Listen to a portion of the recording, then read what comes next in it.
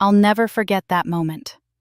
I walked into my brother's wedding thinking I was part of the family, thinking I had always been the one supporting him every step of the way. But instead, I was treated like a stranger. The bride, Vanessa, with a smile as sharp as a blade, turned to me and sweetly said, "Why don't you stand by the bathroom wall? It'll keep the family photos clean." My seat. Taken by a stranger, her cousins plus one. No one in my family spoke up. Not a single look of sympathy. So I calmly walked to the gift table and took back the $5,000 envelope I had prepared with genuine love and intention. When they realized I was leaving, I simply said, "Don't worry. I'll stay out of the frame forever." But that wasn't the end. 3 days later, in the middle of their honeymoon, my brother Ryan called me sobbing. All it took was one message from me. I woke up to 168 missed calls. What they didn't know was this. I had been the one quietly keeping his company alive, and now I needed just one word to undo it all. Withdraw. If you've ever been the one quietly pushed aside by your own family, stay with me.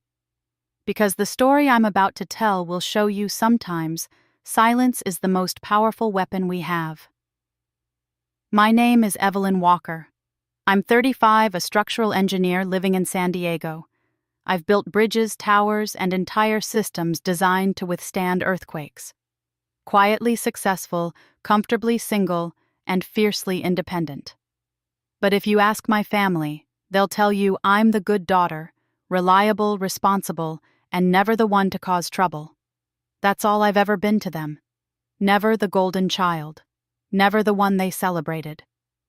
That title belonged to my younger brother Ryan from the moment he was born. Growing up, Ryan was the center of gravity in our household. If he sneezed, someone ran for tissues. If he stumbled, the world came to a halt. Meanwhile, I learned to make myself small. I got straight A's, made honor roll every semester, and quietly landed a scholarship to a top university. When I got a job offer in New York after graduation, I turned it down. Not because I didn't want it, but because my parents said they needed me closer. Ryan was struggling at the time, bouncing between jobs, trying to find his path. Family comes first, they said, and I believed them. Later, when I was offered a chance to transfer abroad to London, a dream opportunity, my father looked me in the eye and said, "You're the stable one, Evelyn. Your brother needs someone here while he finds his footing." So I stayed. Again. I watched my friends leave, marry, start families in cities they loved. I remained in California within an hour's drive from home, always the backup plan. Always the quiet support beam in a house no one realized was resting on me. Ryan, on the other hand, was the family's chosen one. He's got ambition, my mom would say, even when he was between jobs for the 4th time in 2 years. He's got a spark, my father would grin while I was paying his overdue parking tickets behind the scenes. "You know your brother's not like you," my mother reminded me once when I asked why I always had to clean up his messes. "He's a dreamer. You're practical. We rely on you." That word rely stuck with me like a splinter. It wasn't trust. It wasn't respect. It was a need that was never acknowledged, only expected. I was the one they leaned on, but never lifted up. And then came Vanessa. Vanessa Monroe, Ryan's fiancée, entered the picture like a force of nature wrapped in luxury perfume and social savvy. She worked in branding and influencer marketing, knew how to pose for a photo like she'd trained for Vogue, and carried herself like a curated Instagram feed. From the moment we met, she looked me up and down and smiled that tight, polite kind of smile that told me she'd already decided I didn't fit. I didn't match her aesthetic, and I never would. To be clear, I was polite. I tried. I welcomed her. I asked about her work, complimented her shoes, even helped her carry boxes into my parents' house during one holiday visit. But she never saw me. Not really. She didn't care that I was an engineer. She once referred to me as Ryan's older sister who works in construction or something. The way she said it, light dismissive with a shrug, made my mother laugh and nod. "Evelyn likes her quiet little world," she added, as if I were a hermit in a cave rather than a woman who paid for her own townhouse and traveled solo to Greece the year before. One afternoon during a family dinner where Vanessa joined us for the first time, The conversation turned to Ryan's business idea, some startup about bespoke furniture or eco-friendly interiors. I don't remember the exact pitch. What I do remember is my father leaning back, nodding proudly, saying, "This is the kind of thing our Ryan was born to do." My mother chimed in, "He's going to carry this family name into something great."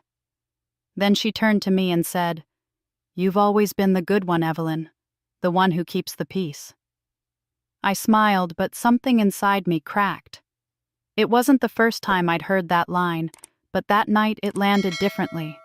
As if I wasn't part of the legacy. As if I was the caretaker of it, not a contributor. Later in the kitchen, while we were clearing dishes, my father put a hand on my shoulder and said, "Kon gai lon, di fai bit nyung em trai na moi lang ngui gan vac." His words hung in the air, Vietnamese echoing softly in a Californian home. The eldest daughter should step aside. The son will carry the family name. He said it like a proverb, like a truth passed down for generations. And maybe it was in his mind, but to me it was confirmation. I wasn't meant to shine. I was meant to support. And somehow that had become my entire identity in this family. What no one realized was that support beams carry a lot of weight, and even they can crack.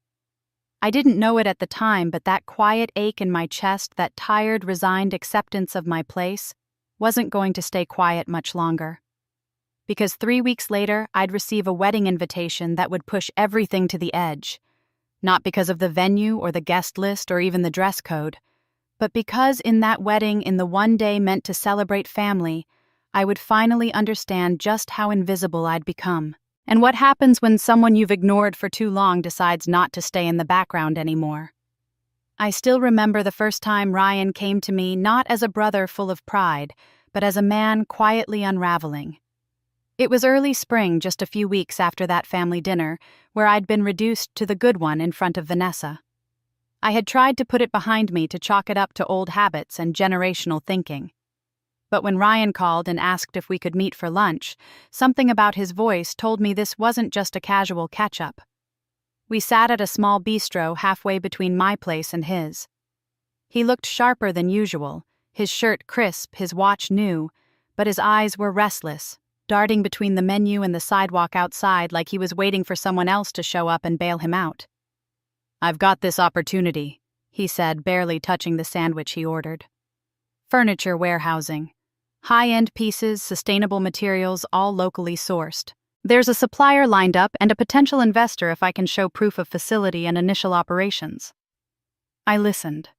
He talked fast, hopeful words tumbling out as if momentum alone would sell the idea. I didn't interrupt. I waited. Then came the pause, the part where his shoulders sank and his voice dropped. "I need a co-signer," he finally admitted, "for the warehouse lease. They won't give me the space unless someone with more stability is on paper." He didn't have to say more. I knew what stability meant. A reliable credit score, proof of consistent income, a name that didn't carry red flags. Mine. I leaned back, folded my arms, and let the silence stretch. He fidgeted, tapping a sugar packet against the table. I asked one question. "Why me?" His smile faltered. "Because you're the only one who can. And you know I wouldn't ask unless it mattered." That wasn't true. Ryan had asked for plenty over the years, rides, money, help with resumes, introductions, even rent once. But something in his face, the slight tremble of desperation behind the charm, made me hesitate. I didn't say yes, not right away. I told him I'd think about it. That night my phone rang. It was Mom. Her voice was soft, lower than usual, like she was trying not to cry. "He told you, didn't he?" she asked. "About the business." I didn't respond. "Your brother's trying," she said, her words trembling. "He's finally got something that's his. Just this once, Evelyn. Help him." I could hear my father in the background. One time he said firmly, "Just help him this once and we'll never ask again." But of course they would. They always had. Still, I heard myself say, "I'll think about it." By the end of the week, I had signed the paperwork. I reviewed every clause, every risk, and signed as co-signer for a warehouse lease and equipment line. My name went on documents I didn't own, tethered to a business I didn't believe in, simply because I was the only one whose signature mattered. It wasn't just a legal move. It was a tether. And I tightened it around myself quietly. Ryan hugged me outside the leasing office. "I owe you big time," he said. "Seriously, Evelyn, I won't forget this." But he did. Over the next 6 months, the warehouse opened, orders came in, but delays piled up. A supplier dropped out. A piece of imported stock was damaged in shipping. Cash flow slowed. And one night, just after midnight, my phone lit up again. It was Ryan. "I hate to ask," he started. "You don't hate to ask," I said, already opening my banking app. "I just need to float payroll this week. I'll pay you back, I swear." I sent him $3,000. A month later, it was another 2. No one else knew. Not our parents, not Vanessa, not even my closest friends. Ryan and I kept it between us. I didn't want to embarrass him. I didn't want to make it harder. I told myself I was being a good sister, the dependable one, the one they could rely on. I wasn't angry, not yet. I wasn't even disappointed. I just accepted that this was the role I played, invisible and essential, like the wiring behind a wall that keeps everything lit but is never seen. But the thank you never came. Not the real kind. Not a note, not a heartfelt message, not even a gesture beyond the same tired text. "Appreciate it, sis." Sometimes I wondered if Vanessa even knew the extent of it.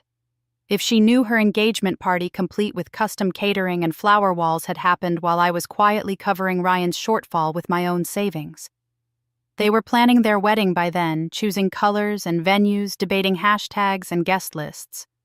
My name came up, I'm sure, but never for what I had done. I wasn't part of the foundation. I was just expected to show up, smile, and stay out of the way. And for a while I convinced myself that was enough. Because family comes first. Because love means sacrifice. Because if no one else kept the ship afloat, it would sink. What I didn't realize yet was that the ship was already taking on water, and they hadn't even noticed which parts of it were mine. A few weeks after co-signing the final agreement to save Ryan's struggling business, I came home to find a thin, cream-colored envelope tucked between 2 junk mail flyers. No courier, no call, no handwritten note, just a generic wedding invitation stamped with my name and address. It had no personal touch, no warmth. The kind of formality you extend to a distant colleague or an old neighbor, not to the sister of the groom. Not to the person who had signed her financial future away for him. The postmark told me it had been mailed over 10 days ago. I checked the date, just 3 weeks until the wedding. A weekend vineyard ceremony outside the city. No RSVP call, just an online link. I stared at it for a moment, then placed it on the kitchen counter like it was something fragile I didn't want to break. Part of me wanted to believe it was just an oversight. That maybe someone else handled the mailing. That it was late because of a glitch in the system, not because I had fallen through the cracks of my own family's memory. But the more I thought about it, the more the silence began to feel intentional. The bridal shower came and went. I only knew about it because I saw the pictures on Vanessa's Instagram the following Monday. A perfectly curated spread, pink and gold balloons, champagne towers, meticulously wrapped gifts. Captioned, "Surrounded by my favorite women." I wasn't in a single frame. Not because I wasn't photogenic, but because I hadn't been invited. She knew I lived just 20 minutes away. She knew I was free on weekends. I had even seen her that very week at my parents' house when she dropped off fabric swatches and discussed the reception layout with my mother. No mention of a gathering. No offhand comment. Just that same tight-lipped smile and a glance past my shoulder as if I were already fading from the frame. At first I felt embarrassed. Maybe I had missed something. Maybe the invite had been lost. Maybe it had been a small affair. But then came the story posts. Dozens of clips from the day games, toasts, laughter. A few of the extended family were there. Even my cousin's teenage daughter. Not me. The next weekend, my cousin June came over for coffee. She had always been the most grounded of our relatives. a single mom who worked 2 jobs but never missed a birthday. We hadn't spoken in months, but I think she could sense something was off. She brought over a bottle of wine and 2 slices of cake. Halfway through our second glass, she leaned in and said, "I'm sorry you weren't at the bridal shower. Honestly, I assumed you were traveling." "I wasn't invited," I said simply. She blinked. "Seriously?" I nodded. Her eyes narrowed. "That's weird. You're the groom's sister. I figured you were helping plan it." I shook my head. Apparently I don't fit the vibe. She didn't laugh. She looked angry, but not surprised. Then she showed me a picture, one I hadn't seen online. It was a group photo from a family gathering last Christmas. Vanessa had posted it to her private Facebook a few months ago, but June had saved it. I was in the original picture, standing near the fireplace next to Ryan. But in Vanessa's post, I had been cropped out. At first, I didn't want to believe it. Maybe it was just how the frame was cut. Maybe I'd stepped out too far. But no, the edge of my sweater was still visible, a sliver of my hand even. But my face, gone. The caption on the edited version read, "Love this family. Can't wait to officially join." It hit me then. I wasn't just being overlooked. I was being erased. Quietly, deliberately, frame by frame. My presence wasn't just forgotten, it was being scrubbed for aesthetic. Vanessa didn't want me there. Not at the shower, not in the photos, maybe not even at the wedding. Still, I RSVP'd yes. I told myself I was being mature, that I was rising above it, that family events sometimes come with awkwardness, and it was better to show up and smile than to cause a ripple. But the truth was simpler. I wanted to see how far they'd go, how invisible I'd become. And somewhere deep down, I think I was still clinging to the hope that Ryan would notice, that on his wedding day, in the middle of all the curated perfection, he'd see me for what I was, his sister, the one who held the foundation together when everything threatened to fall apart. But I was beginning to realize that maybe Ryan didn't see anything at all anymore. Maybe he never did. The sun was warm that morning, but my hands were cold on the steering wheel. I had driven over an hour out of the city to reach the vineyard, replaying every line of the invitation in my head, as if there had been some hidden message between the printed dates and calligraphy. I arrived early out of habit, not excitement. I sat in my car for 5 full minutes before I opened the door, adjusted the hem of my slate blue dress, and made my way toward the entrance. The venue was stunning in the way most wedding venues are, sun-drenched, curated, trimmed to perfection. There were delicate signs painted in cursive pointing guests toward wine tastings and photo booths. A string quartet played something gentle and generic. For a moment, I let myself believe that maybe the tension I'd been carrying was mine alone. Maybe I was just tired. Maybe today would be better. Then I saw the seating chart. It was displayed on an oversized mirror propped elegantly against a gold easel. A floral garland framed the top. I walked up slowly, scanning the names. Table 1, Parents of the Bride. Table 2, Bridal Party. Table 3, Extended Family. Table 4, Table 5, Table 6. I read it again more carefully. Then a third time. My name wasn't there. Thinking maybe there had been a typo, I walked up to one of the planners, a young woman in a black headset holding a clipboard. I smiled politely. "Hi. Sorry to bother you, but I think there might be a mistake. I don't see my name on the chart." Evelyn Hale. Her expression changed. Just slightly. The kind of look someone gives when they know something you don't want to hear. "Oh," she said, flipping a page. "Right. You're Ryan's sister." I nodded. "There were some last-minute adjustments," she continued. "You're actually seated by the west wall, just beyond the photo area." I turned my head. The west wall was adjacent to the restrooms, near a cluster of spare folding chairs stacked beside a utility shelf. There were no tables, no centerpieces, no other names. "I'm sorry," I said slowly. "You mean I don't have a table?" She hesitated. The bride's family had a few unexpected +1s fly in last minute. It was tight. "Right," I said quietly, and thanked her. I started walking toward the seating she mentioned. My heels clicked softly against the concrete path. I passed groups of guests laughing, clinking glasses, posing for pictures. Near the edge of the main reception hall, I saw 4 chairs hastily arranged near the wall, none labeled, all facing the side of the room. And then I saw it. One chair did have a name card. It was handwritten, not printed like the others. But the name wasn't mine. It read Tiffany, Marla's guest. I didn't know Tiffany. I barely remembered who Marla was. But Tiffany was already seated chatting animatedly with a group of people I didn't recognize. My chair, if there ever had been one, was gone. Before I could react, I heard a familiar voice behind me. "Oh, good," Vanessa said, breezing past with a flute of champagne in her hand. "You found your spot." I turned, blinking. She paused, smiled brightly, then lowered her voice just enough to be cutting. "Why don't you stand by the bathroom wall? It'll keep the family photos looking clean." I froze. She didn't wait for a reply. She laughed lightly, turned on her heel, and floated away toward the patio where the rest of the bridal party was gathering. For a few seconds, I stood perfectly still. Not embarrassed, not angry, just hollow. People were passing me, waving, brushing by without stopping. My own parents didn't notice me. No one came to check. No one called my name. I wasn't late. I wasn't an afterthought. I was invisible.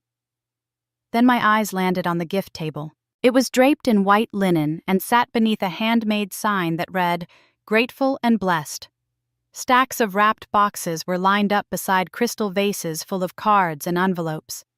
And there, beneath a small satin ribbon, was the envelope I had placed there not an hour ago.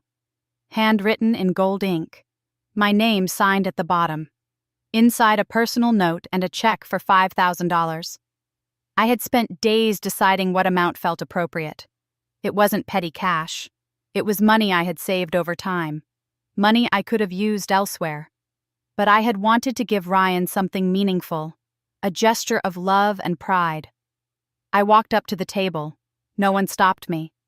I reached down, picked up the envelope, and tucked it back into my clutch. I turned toward the exit. A groomsman, someone I barely knew, called out after me. "Hey, Evelyn, where are you going?" I turned back, once raised the envelope slightly in my hand, and said calmly, "Don't worry, I'll stay out of the frame forever." Then I walked away.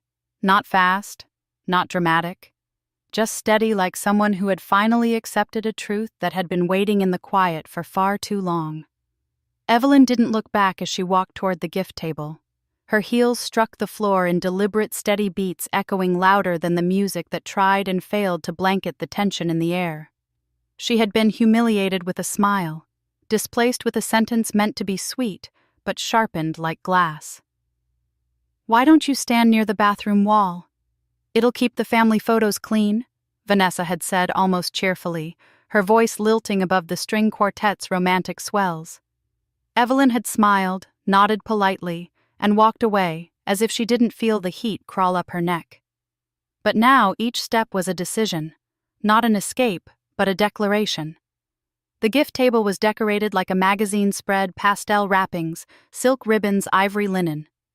Evelyn spotted her envelope instantly. It sat tucked under a minimalist white box, its silver seal still unbroken. Her own handwriting looked almost foreign to her now. Inside was $5,000, a sum she had saved slowly without fanfare. Not just money, but intention. A blessing she had prepared quietly for a brother who didn't think twice before letting his bride humiliate her. She picked it up with the same care she had placed it there hours earlier, but this time her hands didn't tremble. A few heads turned. A couple of whispers started. She saw someone raise a phone, maybe to take a photo, maybe to record. Evelyn didn't care. From the corner of her eye, she saw her mother stiffen, lips pressed tight, but still not moving to stop her. Just sitting there like a dignified statue holding shame too fragile to name aloud. It was Ryan's friend James, or Jason, one of those interchangeable party boys who finally broke the silence. "Hey, Evelyn, where are you going?" She turned her head, not slowing her pace, held up the envelope slightly and replied, her voice cutting clean through the buzz. "Don't worry, I'll stay out of the frame forever." There was no gasp, no dramatic fall of silence. Just that moment of electricity in the air, the kind people don't speak about but remember for years. Vanessa's head whipped toward her, caught mid-laugh in a photo with her bridesmaids. The smile faltered. Her eyes narrowed for a heartbeat, then tried to mask confusion with apathy. But Evelyn saw it. She always saw more than people gave her credit for. As she passed row after row of meticulously placed white chairs, Evelyn caught sight of her mother again. Lorna didn't look at her. She leaned slightly toward Aunt Maureen, whispering something that made the older woman purse her lips disapprovingly. Evelyn didn't need to hear it to know. Probably something like, "She's always been too sensitive," or "not the right time for a scene." She wondered if they'd ever once asked themselves why she never made scenes before. Why she had been so quiet, so accommodating for so long. She reached the door. The sunlight outside cast long shadows across the gravel path. She hesitated for only a second, not out of doubt, but to let the weight of the moment settle. She was leaving the wedding of her only sibling. But she wasn't walking away out of anger. She was walking away from a room that never made space for her to begin with. From a family that confused her silence for contentment. From a brother who had taken her loyalty as currency and spent it carelessly. She walked through the doors and down the stone steps, the vineyard sprawling out in gold and green behind her. The breeze caught her hair, and for the first time in hours, she let herself exhale. It wasn't sadness that filled her. It wasn't rage. It was something cleaner, like closing the final page of a book you didn't realize had been exhausting you. She reached the rental car, opened the driver's door, and sat down. For a moment, she looked at the envelope in her lap, then placed it gently on the passenger seat. Inside that envelope was more than cash. It was her voice. It was the years she had spent being the dependable one, the selfless one, the invisible one. She had given Ryan her silence, her money, her support, never asking for spotlight, never needing thanks. But that day she took something back.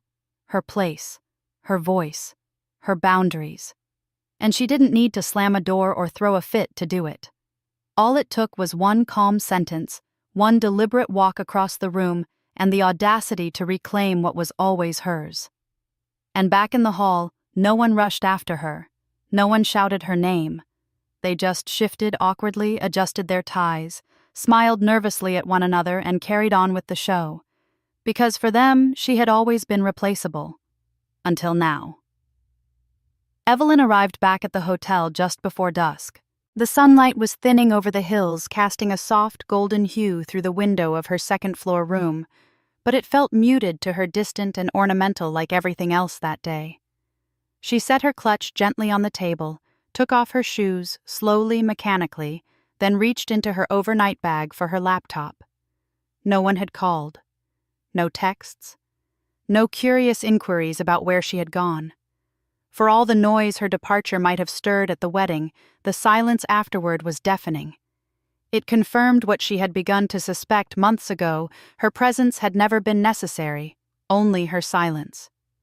She opened the laptop and typed quickly, almost muscle memory by now. A folder labeled R&R Logistics opened on her desktop, revealing spreadsheets, scanned documents, emails. She knew exactly where to look. Passwords, agreements, the financial infrastructure she had helped quietly maintain for nearly 2 years. It all sat there, cold, clinical, completely devoid of the warmth she had once poured into her decision to help her brother.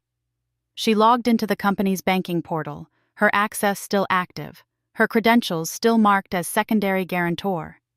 The numbers flickered across the screen: loan balances, upcoming payments, supplier invoices pending.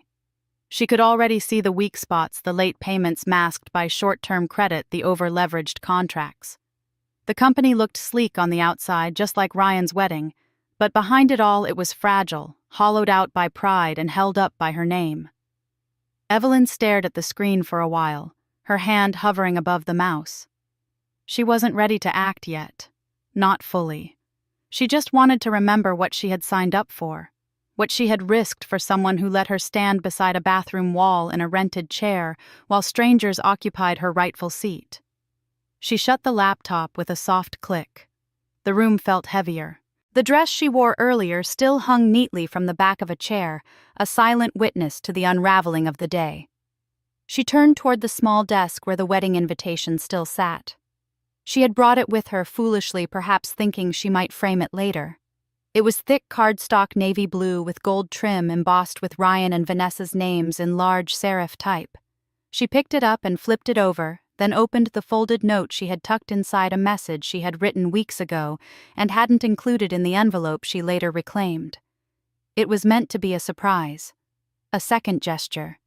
To my little brother, the dreamer. May this be the first step toward a lifetime of strength, love, and grace. I believe in you. She had written it late at night after wiring another $3,000 to his business account.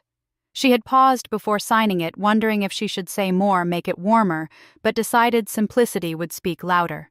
Now, holding the note under the soft glow of a bedside lamp, she realized the words were weightless. Not because they weren't true when she wrote them, but because they no longer had a place. Her hand moved slowly, deliberately. She folded the paper in half, then again. Then she tore it. Not angrily, not dramatically, just cleanly once, then twice more. The pieces fell onto the table like soft snow. Evelyn exhaled and leaned back in the chair. No tears came. She had cried before many times in private over smaller slights, over the million invisible ways she'd learned to absorb pain in order to keep peace. But tonight was not for crying. Tonight was for listening to the silence, to the truth that had always been beneath the surface.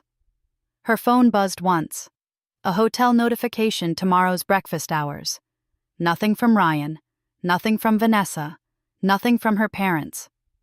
She picked up the phone, stared at the blank call log, then turned it over face down. She wasn't surprised. She wasn't even hurt, not anymore. She had spent a lifetime cushioning everyone else's missteps, smoothing the edges, ensuring her name was never in the way. And now she was finally stepping aside, not out of bitterness, but out of clarity. Outside, the sounds of laughter drifted faintly from a nearby room. Another wedding guest, maybe. Another celebration continuing on untouched by what had happened. Evelyn stood, walked to the window, and looked out.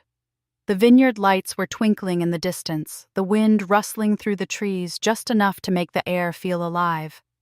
She took one last look at the torn note, then gently swept it into the hotel waste bin.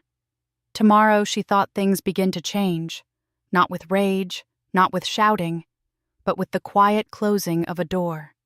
She closed the laptop, this time with purpose. Evelyn sat at the writing desk of her hotel room, the same one she had chosen for its quiet and its distance from the vineyard chaos. Her reflection in the mirror above the desk looked calm. Too calm, she thought.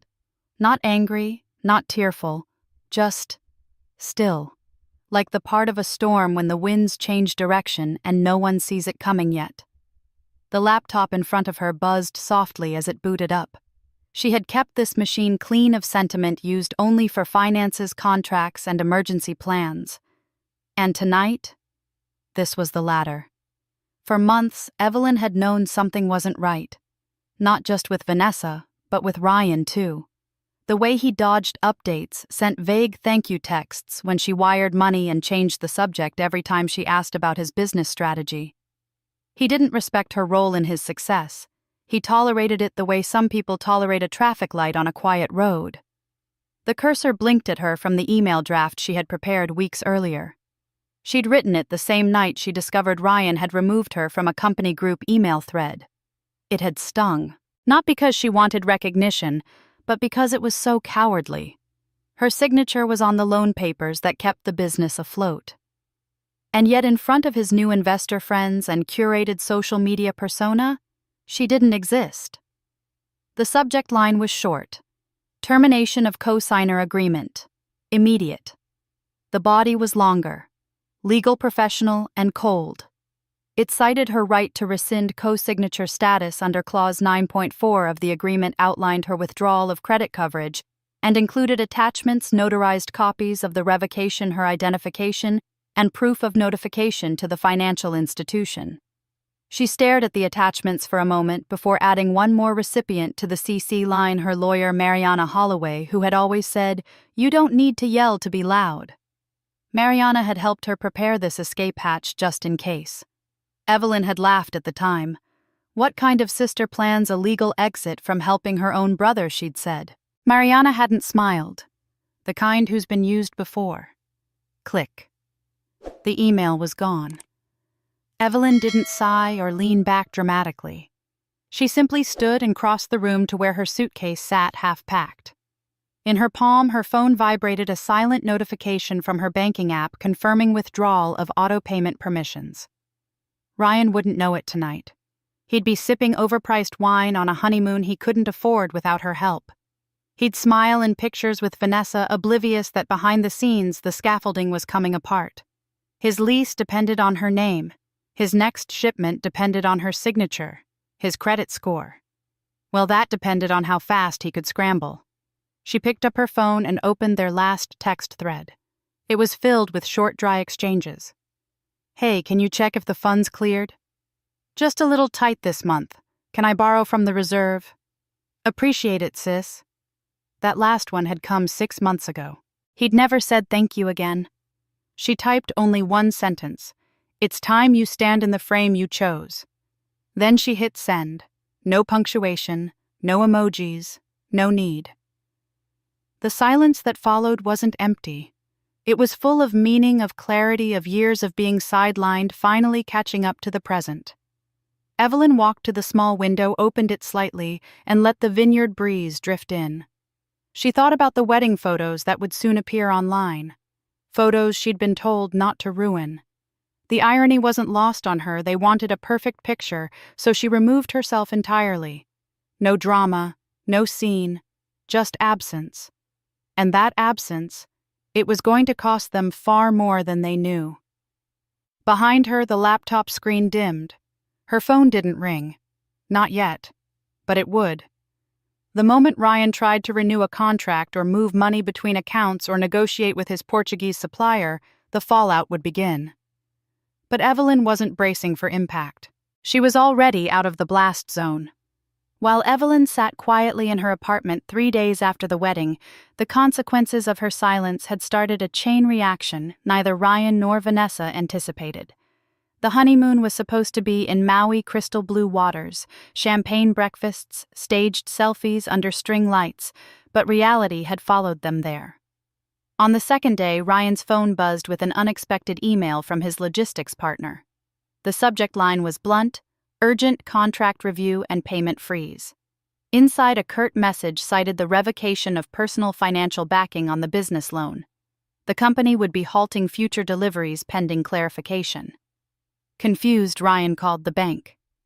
After 2 transfers and a tense hold session, the representative confirmed what he feared: Evelyn's name had been officially removed from all guarantor documentation. Worse, without her credit score and secondary income attached, the business no longer met the conditions of the loan. They had 30 days or less before foreclosure proceedings began. Panicking, Ryan called Evelyn, once, twice, then 10 times in a row. No answer. The screen read, "Call failed." Each unanswered ring pushed him further toward desperation. He turned to Vanessa, hoping she might mediate, but she was busy drafting an email to her father, Franklin Wyatt, who had just texted her. "You didn't tell me the company relied on your sister-in-law's credit. I'm pulling out until I see full transparency." Vanessa exploded. "What the hell? Ryan, I told you to keep her at a distance for the wedding, not to blow up our entire financial future," Ryan snapped back. "You wanted a perfect photo. Now we have a perfect mess." Ryan hadn't spoken to Evelyn in years with genuine gratitude, but now his voice trembled on the 5th voicemail. The background buzz of crashing waves from his tropical honeymoon couldn't mask the panic layered in his tone.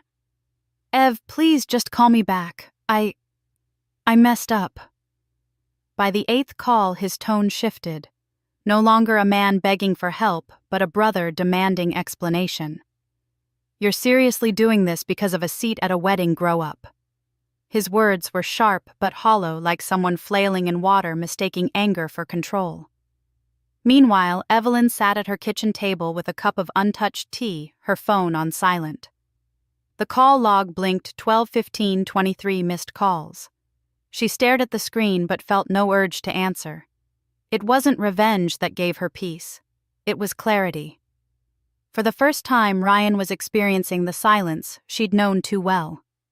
Somewhere between calls 30 and 40, she received a curt email from Vanessa's father, Franklin Wyatt, one of the silent investors Ryan had boasted about. The tone was sterile but unmistakably threatening, a request for an urgent clarification on the financial shift. Evelyn didn't reply. She simply forwarded the email to her lawyer with a single note.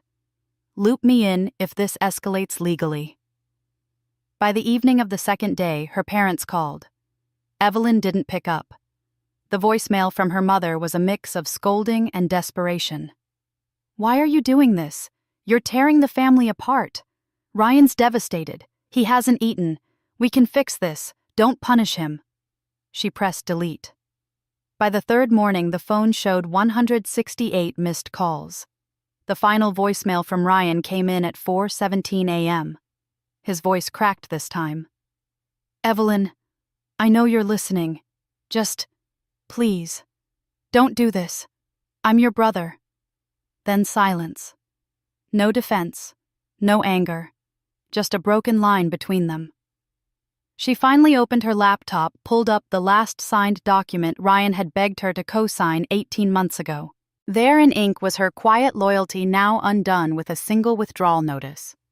She saved it again, this time under a new file name, freedom.pdf. Then she closed her laptop and let the morning sun spill over her table. Outside, the city hummed with life.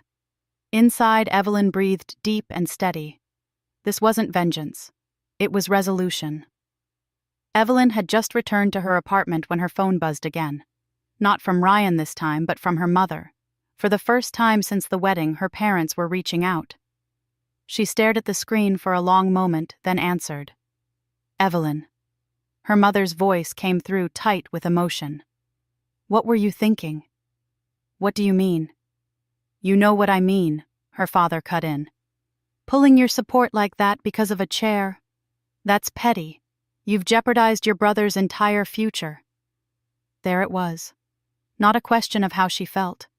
Not even a trace of concern about what had happened to her at the wedding. Just blame, condemnation, accusation. "I didn't do it because of a chair." Evelyn said, her voice calm but steady. "I did it because of everything. The years of silence, the disregard, the assumption that I'll always be there to clean up the mess." "That's not fair," her mother snapped. "We've always appreciated you." "No," Evelyn replied. "You've always expected me. Not appreciated. Expected. Like it's my duty to sacrifice because I was born first. Because I'm the daughter." There was a pause. Her father tried again, this time softer. "Look, your brother is going through a lot. Vanessa's upset. The timing is perfect," Evelyn interrupted. 3 days into their honeymoon and reality hits. That's exactly how long your golden child's fairy tale lasted. Her mother sighed, clearly exasperated. "Evelyn, please. Families go through things. You don't throw away your brother's livelihood just because you're upset. Do you want to know why I did it?" Evelyn said, her voice rising just slightly, not angry but fierce. "Do you want to hear what you clearly don't know? Because I stood as guarantor for Ryan's business. I put my name on the line. My credit. My savings. When the bank hesitated, I stepped in. I've sent him money, real money, multiple times when he couldn't pay his vendors. You think I walked away over a chair? I walked away because no one in this family has ever seen me as anything more than a buffer, a cushion for your mistakes." Silence filled the line. Then her father spoke, his voice hesitant. I knew you signed something. Ryan mentioned it, but I thought it was just paperwork. Something you'd do. Because you're his sister." "That's the problem," Evelyn said coldly. "You thought it was something I'd do. Because I'm Evelyn. The reliable one. The quiet one.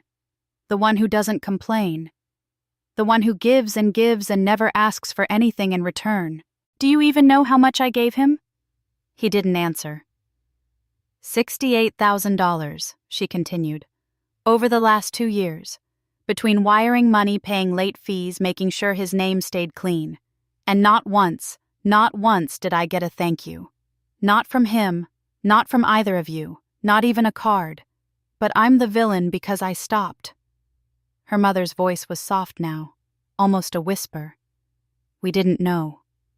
You didn't want to know, Evelyn replied. And now that I've stopped holding the weight, you're panicking.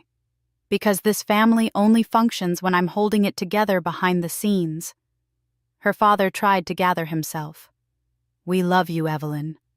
No, she said. You love the version of me that's convenient. That doesn't speak up. That makes things easier for everyone else. You don't love this me, the one who's done being used. You're still part of this family. She laughed quietly. Really? Because at that wedding I wasn't even allowed to sit down. Another pause. Heavy. Shameful. Her voice dropped to a quieter, steadier tone. You once told me that Ryan was the future of this family. That girls get married but sons carry the name. Do you remember that? Her father didn't answer. Well, I do. I remember everything.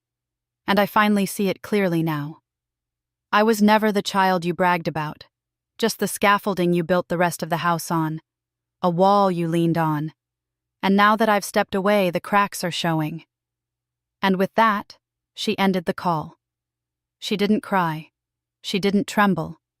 She simply sat in her chair, surrounded by the quiet, and finally truly felt what it meant to reclaim her voice. Evelyn hadn't spoken to anyone in the family for days after that last call. She had braced herself for silence, maybe even a lifetime of it. What she didn't expect was a message from her cousin Linda, the kind of cousin you don't talk to every week but always hug tight at family gatherings.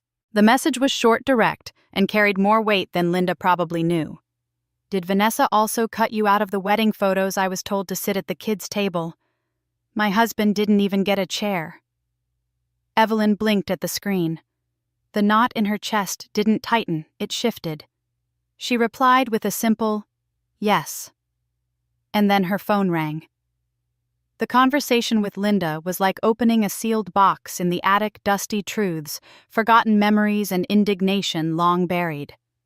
Linda confessed she had traveled 6 hours with her husband and 2 children just to attend Ryan's wedding. No one welcomed them when they arrived. No one thanked them for the espresso machine they brought from the registry. They were placed at a foldable table near the heaters. No name cards, no acknowledgement. I thought maybe I was overthinking it, Linda said. But then I saw the photos Vanessa posted. Evelyn already knew what Linda meant. She had seen them too. The heavily edited, sterile shots of Vanessa and Ryan surrounded by glowing friends in coordinated outfits, all filtered to a warm blush hue. No Evelyn. No Linda. No family. The parents were in one photo, blurry in the background like ornamental placeholders, and the siblings, absent. Deleted. Then came the twist Evelyn didn't see coming. Linda forwarded her a video. It had been circulating in a private group chat from one of Vanessa's bridesmaids. In the video shot just before the ceremony, Vanessa sat in a makeup chair sipping champagne, laughing with her stylist. I told the planner I want clean lines, Vanessa said. No clutter, no sad outfits, and definitely no sister-in-law ruining my bridal vibe. The stylist laughed awkwardly. You mean... Evelyn Vanessa smirked. She's sweet, but she looks like an off-brand librarian. Not the aesthetic. Evelyn stared at the screen. For a moment she couldn't breathe. The words weren't just vain, they were cruel. Not because they dismissed her appearance, but because they confirmed everything she had feared. She wasn't invisible by accident. She was erased by design. Linda wasn't the only one. Over the next few hours, Evelyn received messages from 4 more relatives. Cousins, nieces, a second aunt. All had been shuffled to undesirable spots, excluded from photos, or treated like +1s to their own bloodline. a pattern emerged. If you didn't fit the curated image Vanessa had in her head, you were strategically moved. The breaking point came 2 nights later when the wedding album dropped online. Vanessa had tagged the photographer a luxury name in the world of aspirational weddings. The caption read, "The day our forever began, surrounded by those who matter most." The comment section exploded. "Where's Ryan's sister?" one user wrote. "Why isn't the groom's family in any of these?" asked another. "I flew across the country for this and didn't even get a plate of food." A guest commented. The comments were relentless. Some were gentle curious, others furious. The wedding hashtag was hijacked by relatives sharing their side. Screenshots of seating charts texts that showed promises made then broken, even a photo someone took of Evelyn standing by the wall near the restrooms. It was grainy, but the look on her face, quiet resignation, was unmistakable. It wasn't just family members who commented. Strangers joined in too. The story had gone semi-viral on a subreddit about wedding horror stories after someone anonymously posted the details along with a clip of the video Vanessa's friend had leaked. Hundreds of upvotes. Thousands of comments. She treated her new husband's family like wallpaper. "I've never rooted for someone like I do for Evelyn. Imagine being this shallow and expecting no one to notice." Evelyn didn't post a single word herself. She didn't comment, didn't share, didn't defend. She didn't have to. The truth had legs of its own, and for the first time in years, her silence wasn't compliance. It was power. Evelyn had grown used to silence. For years, it had been the language her family chose when they didn't want to deal with discomfort, whether it was her accomplishments, her sacrifices, or her absence. But the silence that followed her quiet revenge was different. It was heavy, brittle, and fragile, like thin glass stretched to its limit. 3 days after the wedding, the cracks began to spread. Ryan showed up at her door on a Thursday afternoon, not with flowers or apologies, but with a file folder in his hands. His eyes were red, his tie hung loose like a noose around his neck, and his usually perfectly styled hair was disheveled. The man who once walked with the swagger of someone forever praised now stood with the weight of consequences on his back. "I didn't know where else to go," he said, his voice raspy. Evelyn stepped aside wordlessly and gestured for him to come in. She had expected this moment, but not like this. Not with her younger brother, a man so carefully protected from failure his entire life, holding legal paperwork with trembling fingers. He placed the folder on her kitchen table. She didn't open it. She didn't have to. "They're threatening to sue," he said. "The warehouse leased the import partners, even Brianna's father. They all said I misrepresented our stability. The bank won't return my calls. My co-signer, well, you know." His voice cracked on the last word, and he looked up at her for the first time with something that looked like fear. "Evie, please." She said nothing. "I messed up. I shouldn't have treated you the way I did. At the wedding. Before that. All of it. I was trying to keep everything perfect. The photos. The image. Brianna's family wanted. They had expectations. She said we needed everything to look curated, that you wouldn't care that you never liked the spotlight anyway." She still didn't speak. The silence stretched long enough for him to begin pacing. "I thought I was protecting the day. That it didn't matter that you'd understand. I thought, if the pictures were clean, it would make everything easier. But now all I have is an empty frame. I chose a pretty picture and now it's just a blank one." He stopped pacing, walked back to the table. "Evelyn," he said finally, using her full name. "I need your help. Again. Please. They're going to shut it all down. I'll lose the business, the house. Everything. You've always been there. Always. Just one more time." She sat across from him, folding her hands neatly in her lap. "You said that the last time," she said calmly. He flinched. "You said it would be the last time when you needed the down payment for the inventory. You said it when the supplier almost pulled out and I wired you $3,000 with no questions asked. You said it when I signed that loan, putting my credit and name behind something you hadn't even proven yet. I know, he whispered, and I'll pay you back. Every penny. I swear. She shook her head gently. This isn't about the money, Ryan. It's never been about the money. He looked at her confused. Then what? She leaned forward slightly. It's about the fact that you let them treat me like I didn't matter. You watched them erase me. From the table. From the photos. From your life.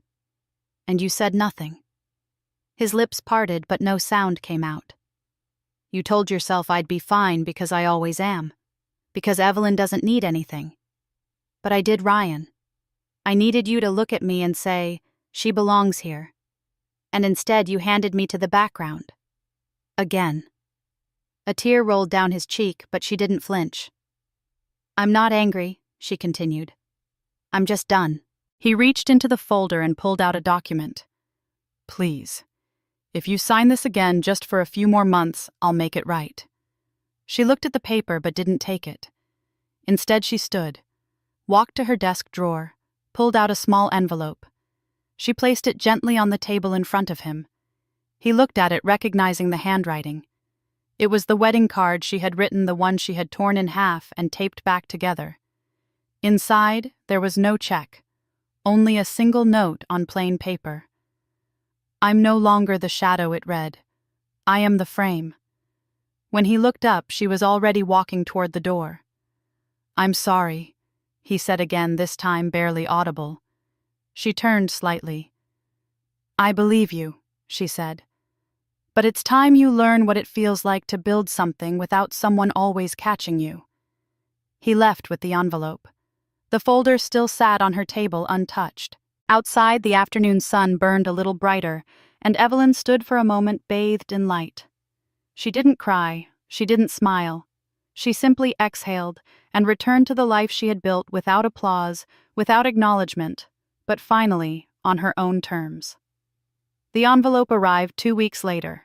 It was the same one Evelyn had once placed delicately on the gift table at her brother's wedding, tucked between velvet-wrapped boxes and monogrammed cards. Only this time it was mailed. No stamp of celebration. No return address. Just her familiar handwriting, elegant and unmistakably clear. Ryan opened it with shaky hands. Vanessa stood beside him, silent for the first time in days. She hadn't spoken much since the backlash, since the photos went viral, since her stylist's betrayal, since her inbox filled with strangers asking how it felt to marry into a family she worked so hard to crop out. He slipped the note from the envelope. No check, no apology. Just a folded piece of white paper with a message written in ink that bled slightly at the edges. I'm not your shadow anymore. Blood makes you related. Respect makes you family. Ryan didn't speak. He sat down and stared at the note for a long time. Maybe he expected anger. Maybe he thought she'd return with one last rescue, one last sacrifice. Instead, she had sent him what no one else in the family ever had: a line in the sand. Somewhere across the city, Evelyn sat on the balcony of her apartment, the evening sun casting soft light across her skin. She wasn't thinking about Ryan. She wasn't checking social media. She didn't need to. The world had spoken. Her silence had echoed louder than any scream. She opened a notebook, the same one she'd once used to jot down emergency transfers and budget breakdowns for Ryan's business. Now she filled it with something else: blueprints for a project of her own. Something quiet. Something hers. Something that would never again be handed away for someone else's convenience. As the light faded, she turned to the camera. Not for a selfie, not for proof, but to speak. My name is Evelyn, she said, voice steady. And this time I'm standing in the center of the frame. No violin swelled in the background. No dramatic music played. Just her words, firm and final. She clicked off the recording, closed the notebook, and walked inside. Her story wasn't over, but the chapter of being invisible was. And this time, the world was watching. If you've ever felt like the background in someone else's story, I want to hear from you. Share your experience in the comments. because voices like ours deserve to be heard. And if Evelyn's journey felt like yours too, don't forget to subscribe. There's power in showing up for yourself, especially when no one expects you to. My story isn't just about a stolen seat or a missing face in a photo. It's about a lifetime of quiet sacrifices and the price of being overlooked. Have you ever stayed silent just to keep the peace, only to be erased from the lives of those you loved the most? If you have, share your story in the comments. I want to hear it. And if you saw even a piece of yourself in mine, don't forget to subscribe so you won't miss what comes next. I'm Evelyn, and this time I'm standing in the center of the frame.